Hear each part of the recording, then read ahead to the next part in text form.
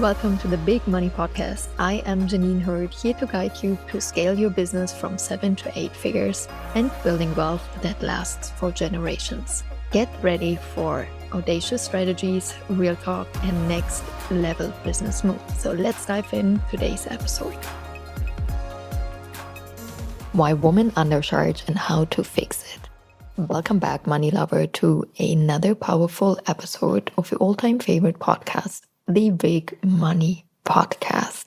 I couldn't be more pumped up to have this conversation with you today. And it's really something I've been seeing more women struggling with undercharging than men do. And I want to talk about a couple of reasons why I believe this is the case, how we've been conditioned, why we feel uncomfortable raising our prices. And of course, I want you to raise your prices. First of all, when we are entering a new industry, like we are starting our business, right? Most of us haven't been a business owner before. So a very natural tendency we have is looking what everybody else is doing in that industry. What are the prices of everybody else? How are they running businesses? And it's coming from school, right? Because you are not being trained to be you and just follow your intuition and your flow and go for it. Rather, you are being put in a box for like 10, 12, 13 years, however long you go to school. And you are put in this box where, especially in the Western world, it's about, let's try to be all equal. And obviously, in theory, this concept sounds so nice, but it couldn't be more far away from truth because we are not all equal. We are all different. We are all unique. You know, even if you have two red roses, they are not equal. They're still different. Same with humans, right? Even if you have two twins, they're still different. So we never can be the same, and we will always choose our own path, our own way, and building our business. So when it comes to pricing, I feel many people look at the industry, what the industry average is charging, or maybe, for instance, when I started my coaching business and I did go to this program about becoming a certified coach for positive psychology. And really, they taught us back in the day, it was probably also 6-7 years ago, you should charge for a single class 100 euros. I'm like, man, I gotta host a lot of like one-on-one sessions every week. And also, let's be honest, it is not only when we become, for instance, a coach, I'm just using myself as a scenario, that I only have to learn how to become the best coach. All of a sudden, I have to learn about marketing. I have to learn how to sell the finances, the legal aspects, the tax aspects. There's so many different aspects I have to learn, I have to master, right? And these skills, most of us, we have to learn them, and that's okay.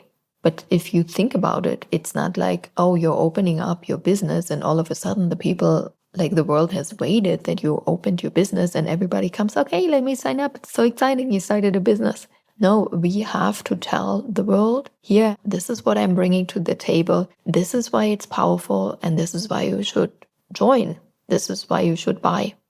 And for the first time, I feel what happens when we are showing up online, when we are becoming visible with our offers, we have to learn to hold that many people ignore us and don't buy from us and also have negative opinions about us.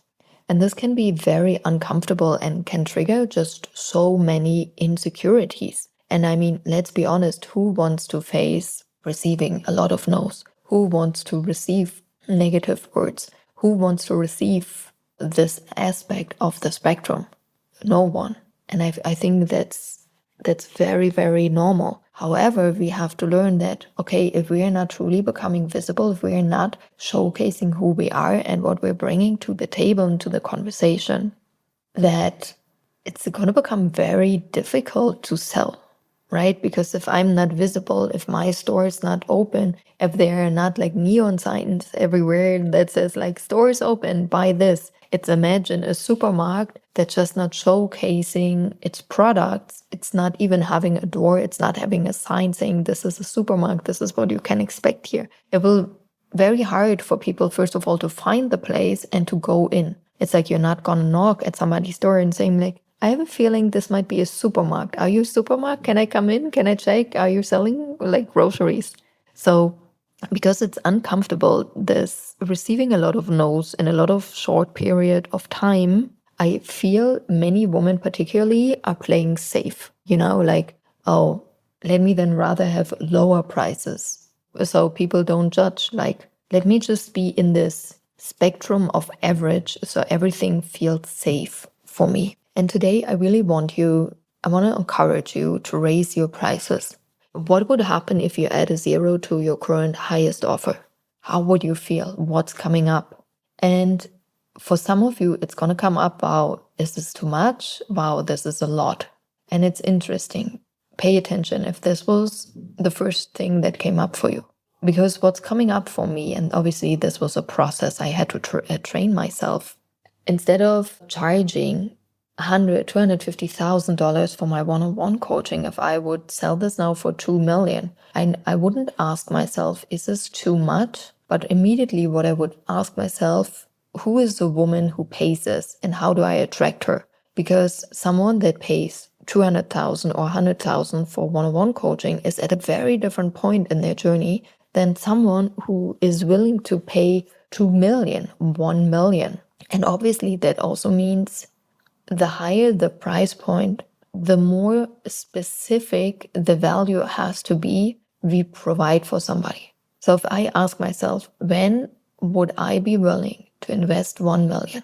First of all, my business has to be at a certain point where I feel, okay, investing 1 million is a stretch. However, if I see that investing 1 million, I receive an outcome, for instance, to double my sales or to learn something very specific. I don't know, how to become the number one seller on Amazon. I don't know, whatever it is, something very specific that I value, then I am happy to invest 1 million. Can you see what I'm doing? There's always someone that is happy to invest the price you're asking for. It is just a different person at different price points, right? That's why we have a person that spends $10 on a white H&M shirt, and there are people that are spending thousands of dollars on a white t-shirt by a certain designer or containing a certain fabric, simply because a person values that and they don't value the average. So also when it comes to your business, there are people that are valuing the average service, the average offers, and then there are people who don't, who value close proximity, to have, like my one-on-one clients, they value that they have me in Telegram, that they can reach out 24/7, that they don't have to be online on any like group coaching calls. They value that the room we have, the conversations we are having, it is just about them, and they don't have to listen to anybody else's stories or what's happening in their business. And if you are someone that values that, for instance, a coaching room is just about you, you are happy to invest. But if you are someone that's like, oh, I actually don't really value this, and I love being in a group environment, and I love to everybody's stories, and I love longer coaching calls, like, can you see it's a different person? None of them is right or wrong or better or worse. It's just we as humans value different things. And this is why in all of my programs, and if you've been in the Cash Magnet program, I talk so much about the different frequencies of money. And one is really understanding that money is a value exchange. So the moment you have something I value, I'm happy to spend. And when I saw this over and over in the conversations I had with clients, when they defaulted a payment or wanted to leave and we had a conversation, I'm like, I want to find out, because it's most likely never about the money, but about the value. That for some reason they don't see the value they receive any longer. And I'm like, I'm happy to have this conversation. How can we change this so you see value again? And I think it's very important when it comes to money and pricing to add this value conversation. How can you create high value, and who's that person that values what you have to create? I had to learn this really the hard way in, I think, my first years of being in business. I've got so excited. The business started printing money like crazy. And I just wanted to teach everybody I know about what I've learned and how money works. And I thought, oh my gosh, I can showcase everybody how they can become rich or make much more money than they currently do. And I was so excited. I'm like, because I was so pumped. I was so excited. I'm like, this is amazing. This is a true gift for humanity. And I met so many people that just didn't have a desire. They didn't value to have more money. And this is always the first part. You never can change something for, like, if a person doesn't have a desire, if a person doesn't value what you offer, you cannot change that. So that's why we talk so often in the marketing world. You got to talk to the people who love what you have and are willing to spend money on that. It's a different way, right? The other part I want to add today to this episode is really there are so many people out there that are happy to spend more money. But when we don't have higher prices, we actually stop them from spending their money, from circulating their money. So they go somewhere else. Have you had those kind of cases? Like somebody comes, reach out, like kind of maybe they buy something, but they buy like a cheaper thing from you or a low price, and then you see them and they buy from somebody else for 20x of what they purchased from you. And I feel those are the perfect examples that people want to circulate their money always. However, if we don't have what they desire, right, then they're spending this somewhere else. And remember the lucky bag conversations we had. In the beginning of the year, we ran a marketing promotion.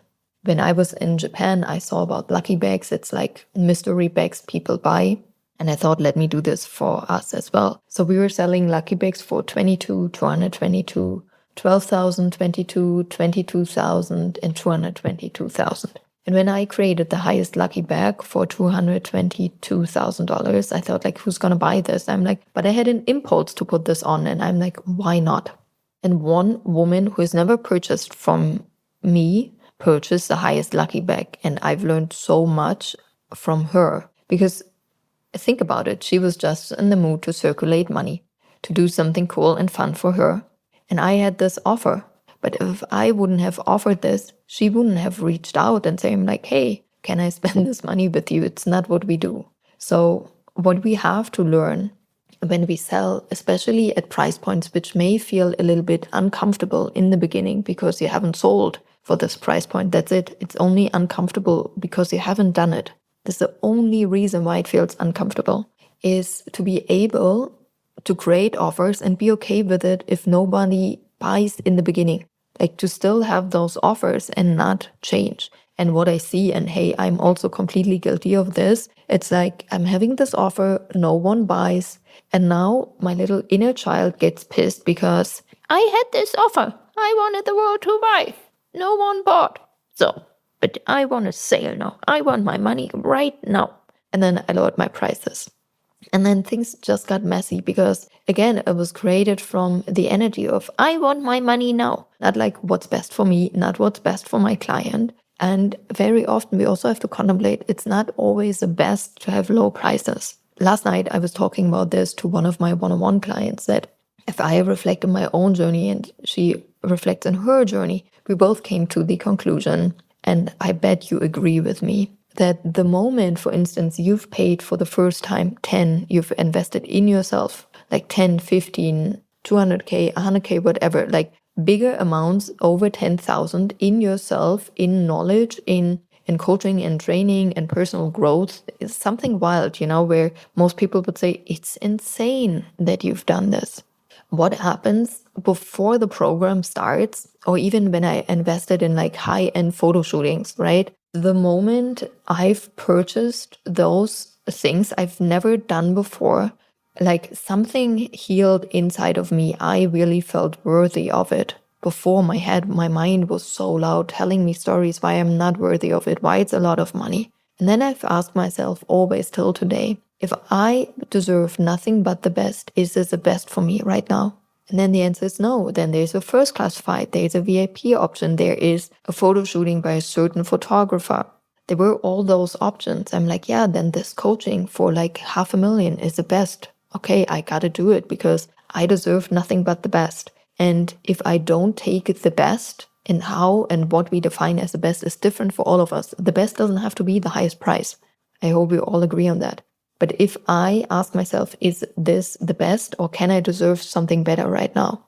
If I don't take the best, I have to do the inner work and asking myself, why am I self-boycotting myself?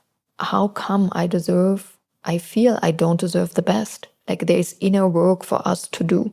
And there's always the next level. And that's why it's so important to always upgrade.